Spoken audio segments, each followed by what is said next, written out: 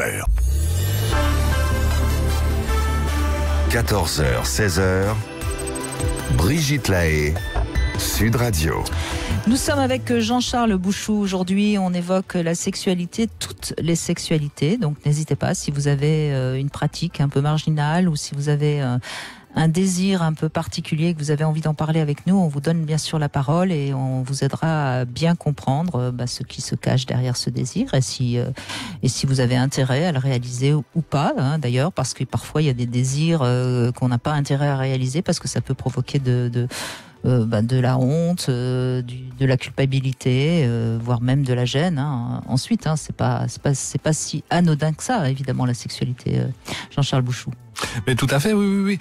C'est ce qu'on se disait hors antenne. Je crois qu'on le disait déjà avant de rendre l'antenne. C'est que nous avons intérêt à être au plus près de la vérité en couple, parce que je disais qu'à chaque fois qu'on produit un mensonge, on produit une double réalité entre ce qui est dit et ce qui est vécu, et que c'est extrêmement toxique. On commence avec Pierre qui est avec nous. Bonjour Pierre. Oui, bonjour Brigitte. Bonjour à votre invité Jean-Charles. Moi, je voudrais rebondir sur ce que dit votre invité. Je pense que il a raison. Je dirais quand on dit qu'on même d'aller voir une prostituée, c'est pas trompé. Moi aussi, j'ai un doute un peu là-dessus. Et même quand le couple ne va pas bien, d'aller voir ailleurs.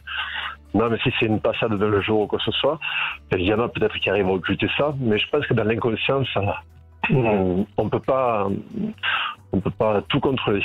Et encore moins c'est l'inconscient. Et l'inconscient produit des effets que l'autre peut ressentir et ce qu'on appelle chez l'autre qui entend la petite voix ou le truc qui dit là ça va plus, ça déconne. Et je pense que là-dessus, c'est pas faux non plus, quoi.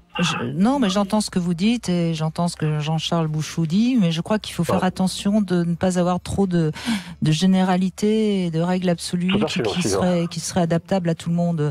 La question la question de l'infidélité, elle est très très vaste et je crois qu'on pourrait... On débat beaucoup. Ouais, moi, ce que je voudrais dire quand même pour répondre à cette chose de la prostitution, c'est que aller voir ailleurs, avoir une aventure, que ce soit avec une prostituée ou avec qui que ce soit, c'est pas ça tromper. Hein. Tromper, c'est faire croire à son ou à sa partenaire qu'on est fidèle. Moi, c'est sur le mensonge que je sais pas sur la tromperie. Après, si dans le couple, parce que je sais qu'on connais beaucoup de couples où ça fonctionne comme ça, où on dit, écoute, on est libre, on fait ce qu'on veut, mais à ce moment-là, on vit dans la vérité. Pour moi, le tromper, c'est pas aller voir ailleurs. Pour moi, tromper, c'est être dans le mensonge. Pas du tout la même chose. Mais bon, il y a beaucoup. Je pense qu'il y en a beaucoup qui sont dans le mensonge, à part ceux qui, à matin, j'aimerais bien avoir votre point de vue par rapport au libertinage. Ce que vous en pensez. Après, c'est normal, c'est partagé. Mais est-ce que c'est vraiment partagé par tout le monde? Je sais pas. Alors, Pierre, je crois que l'énergie sexuelle, c'est une énergie. On est énergie, mais de toute façon, même une discussion qu'on va avoir avec un copain, avec qui il n'y aura rien de sexuel, c'est déjà de l'énergie qui s'échange. Alors évidemment, la sexualité, c'est une énergie plus profonde qui va obligatoirement un peu influencer, et quand il y a une énergie à l'extérieur du couple, puisque finalement on va essayer d'éviter le terme infidélité, c'est pas anodin, mais parfois cette énergie qu'on va aller chercher en dehors du couple parce qu'il y a quelque chose qui ne fonctionne plus dans le couple, elle peut aussi resservir au couple et faire repartir le couple sur de nouvelles bases. Moi j'entends souvent aussi des personnes qui ont été voir ailleurs pour des raisons qui les regardent, et puis moi de toute façon je n'ai aucun jugement, si vous le savez, sur la question de la fidélité ou de l'infidélité, et puis ça fait refonctionner mieux le couple, et alors après tout les deux membres du couple sont gagnants. Après, pourquoi aller révéler quelque chose qui va faire souffrir et qui va faire mal, voilà. Mais après, c'est mon opinion, mais je ne dis pas que c'est la vérité, hein.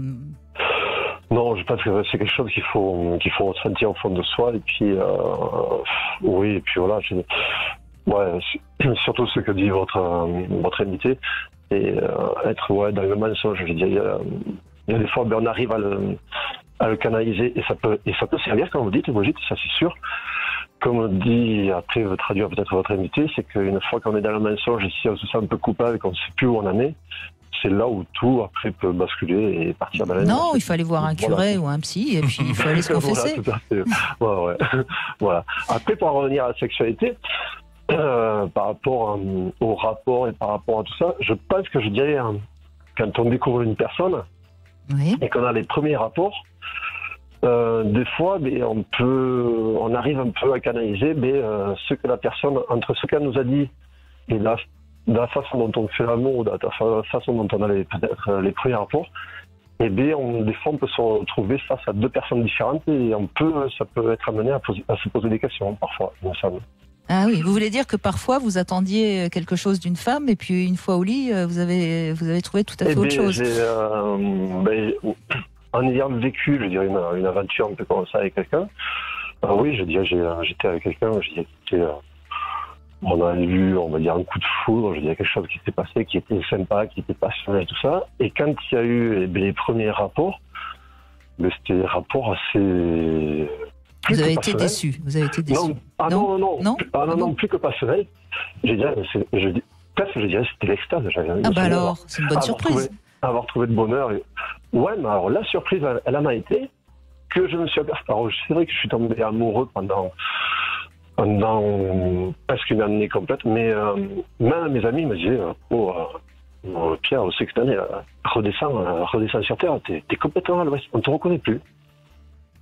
Et en définitive, cette personne, je me suis réveillé, on va dire, un peu plus tard, beaucoup plus tard. En définitive, c'était presque un appart. Et après, c'est mis à plus me respecter, à mal me parler. Et j'ai senti ça. Et j'ai pris ça comme pour de la manipulation et il a fallu que je m'en éloigne. Et c'était quelqu'un d'autre. Mais on entend souvent ça chez des femmes un peu manipulatrices ou même très, très, très perverses. Manipulatrice et directive. Surtout directive. Et une fois que... parce que je dirais souvent, on me disait, ouais, mais je sens pas confiance en toi. Je suis quelqu'un d'assez un peu méfiant de par mon passé. J'ai dit, mais oui, après, si tu me prouves que je peux avoir confiance en toi, me prouver, que je ressens quelque chose de positif, oui, je me lâche. Et puis, je pense qu'elle a bien travaillé la chose, je me suis lâché. Et après, au bout d'un moment, un an après, je me suis retrouvé, j'avais plus confiance en moi. Tout ce que je faisais était négatif. J'avais l'impression je me suis dit, mais qui tu es? J'avais perdu mes bases. Oui, vous étiez certainement tombé sur une femme assez manipulatrice qui souvent, ces femmes-là, au départ, ont une sexualité extraordinaire. Et puis, une fois que vous êtes bien tombé dans leurs griffes, la sexualité, d'abord, n'est pratiquement plus là. Ouais, c'est ça. C'est tout à fait ça. Ça, c'est la définition de l'hystérie. C'est-à-dire des relations très érotisées et des passages à l'acte assez anesthésiés. C'est une des définitions de l'hystérie. Ce sont des fonctionnements comme ça, mais quand on s'aperçoit qu'on a affaire à quelqu'un qui fonctionne comme ça, on passe son chemin, quoi. Ouais, mais c'est dur, hein. Oui, parce que ce qui s'est généré, justement, tiens, nous en parlions tout à l'heure, ce qui s'est généré, c'est un fantasme. Et vous courez après un fantôme. C'est-à-dire quelque chose qui n'existe pas. Alors c'est très étonnant parce que vous avez comme ça des personnes qui sont avec d'autres gens qui sont toxiques et qui restent en espérant qu'un jour ils obtiendront ce qu'ils n'ont jamais obtenu, c'est-à-dire que c'est un petit peu le même rapport qu'on a à la drogue dans l'addiction. On court après une sensation qu'on ne retrouve jamais. Parce que si on la trouvait, on arrêterait de courir. Oui, et puis il y a le fantasme de ce que vous avez connu au début et que vous avez cru être la femme de votre vie, merveilleuse, etc.